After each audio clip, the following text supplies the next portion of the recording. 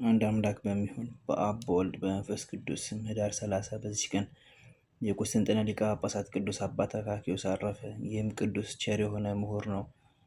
አምላክ ያጻፋቸውን መጻሕፍት ቃላቸውንም አሳምሮ የሚተረጉም አዋቂ ነው። በቁስጥንጥንያ ቤተ ክርስቲያንም ቅስና ተሾሞ ነበር። በኬልቄዶን ስብሰባ በሆነ ጊዜ ይህ አባት በጉባኤ ውስጥ በሆነ ሁሉ ደስ አላለውም። ስለ እውቀቱም እንዲመጣ በፈለጉት ጊዜ እርሱ አሞኛል ብሎ ስለ ራሱ ምክንያት ሰጠ። በእስክንድርያ ሀገር ሊቀ ጳጳሳት በቅዱስ ዲዮስቆሮስ ላይ ስለደረሰበት ስቃይ በሰማ ጊዜ እጅግ አዘነ። ሃይማኖታቸው የቀና እንደሆነ በሚያውቋቸው ባልንጀሮቹ በሆኑ በወዳጆቹ በወታደር አለቆችና በመኮንኖች ፊት የአንድነት ጉባኤያቸውን ረገመ።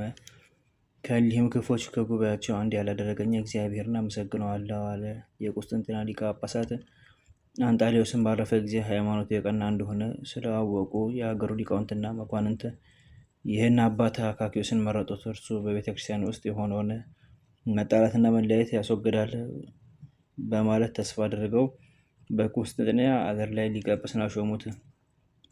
በተሾመ ጊዜ ከብቻው እግዚአብሔር በቀር ማንም ሊያስወግደው የማይችል የጥልና የመለያየት የማይድን በሽታ አገኘ።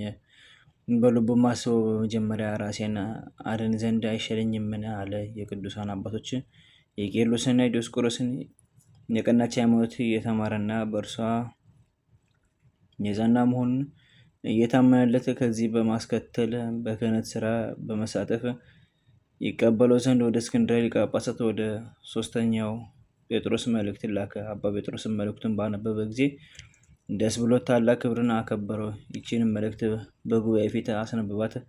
ከዚህ በኋላ አባ ጴጥሮስ ለመልእክቱ መልስ ጽፎ ከ3 ኤጲስቆጶሳት ጋር ወደ አካክዮስ ላከ። እነርሱም ወደ ቁስጥንጥንያ ከአባ አካክዮስ ዘንድ በደረሱ ጊዜ የአባ ጴጥሮስን ደብዳቤ ሰጡት። እርሱም ሃይማኖታቸው በቀና በወዳጆቹ በሀገር መኳንንቶች ፊት አነበባት። ሁሉም ደስ አላቸው። አባ አካክዮስም እሊህን ኤጲስቆጶሳት ታላቅ ክብርን አከበራቸው።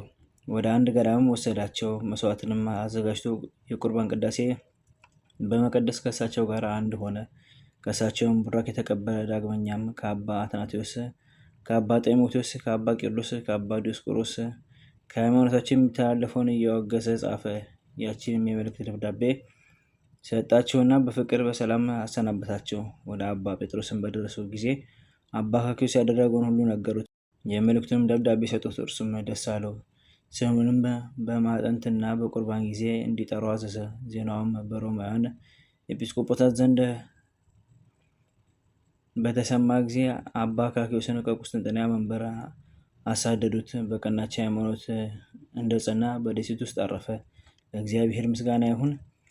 እኛንም በዚህ አባት ጸሎት ይማረን፣ በረከቱም ከእኛ ጋር ትኖር ለዘላለሙ አሜን። በዚችም ቀን የሰማዕት የአባ መርቆሬዎስ መታሰቢያ ነው። የቆስሞስና የድሚያኖስ ቤተ ክርስቲያናቸው የከበረችበት ነው። በረከታቸው ከእኛ ጋር ትኖር ለዘላለሙ አሜን። በዚችም ቀን የቅዱሳን የአናንዮስ ዘአምድ፣ የአባ ጴጥሮስ፣ የጻድቁ ኢትዮጵያዊ ንጉሥ ገብረ መስቀል የዕረፍታቸው መታሰቢያ ነው። በረከታቸው ከእኛ ጋር ትኖር ለዘላለሙ አሜን። በኅዳር ወር የሚነበብ ንባብ ደረሰ፣ ተፈጸመ። ለእግዚአብሔር ምስጋና ይሁን። በቅዱሳን በነቢያትና ሐዋርያት አንድነት፣ በጻድቃንና በሰማዕታት አንድነት፣ በትጉሃን መላእክትም አንድነት፣ በሁሉም ጸሎት በእመቤታችን በቅድስት ድንግል ማርያም አማላጅነት ርዕሰ ሊቃነ ጳጳሳት አባ ማትያስን ይጠብቅልን። የጳጳሳት አለቆችና ኤጲስቆጶሳት በቤተ ክርስቲያን ውስጥ የተሾሙትን ሁሉ ይጠብቅልን። የቅድስት ቤተ ክርስቲያን ልጆቿ የምንሆን ሁላችንም ይጠብቀን ለዘላለሙ አሜን። አንድ አምላክ በሚሆን በአብ በወልድ በመንፈስ ቅዱስ ስም የተባረከ የታኅሳስ ወር የቀኑ ሰዓት 9 ሲሆን ከእንግዲህ ይጨምራል። በዚህችም በታኅሳስ 1 ቀን በእስራኤል ፊት ነቢይ ኤልያስ የተገለጠበት ነው። ይህ ቀን ኤልያስ ከሌዊ ወገን የሆነ የአባቱ ስም ኢያስኖዩ የእናቱም ስም ቶና ነው። ዘአቅረብኩ ማሕሌተ ዘኪርየ አእላፈ እምለተጸምዱከ ዘልፈ ለላነብብ ተወከፍ ዘኔቴ መጽሐፈ እንተርእሰከ እግዚኦ ጸሪቀ መበለት ወኩፈ መላእቡ ብሉዓን ዘተርፈ ነቢያት ቅዱሳን ሐዋርያት ሰባክያን ሰማዕታት ወጻድቃን ደናግል አዲ ወመነኮሳት ሄራን ባርኮ ጉባኤ ዛቲ መካን እስከ ደቂቀ ቆኖስ ሕፃን ለጻፈው በክርታስ ወለዛ ጻፈውን ዘደረስ ወለዛ አንቡስ ትርጉሙ መሳዲስ ወለሰማ ቃሉ በዝነ መንፈስ ጸሎተሙ ማርያም ማረጊተ ሁሉ መንባ ሰወር የማረን ኢየሱስ ክርስቶስ በቅዱሳኑ ጸሎት ጠብቀን፣ በረከታቸውም ከኛ ጋር ትኑር። ኦ አምላክነ በከመ ምሕረትከ ወአኮ በከመ አብሳነ አቡነ ዘበሰማያት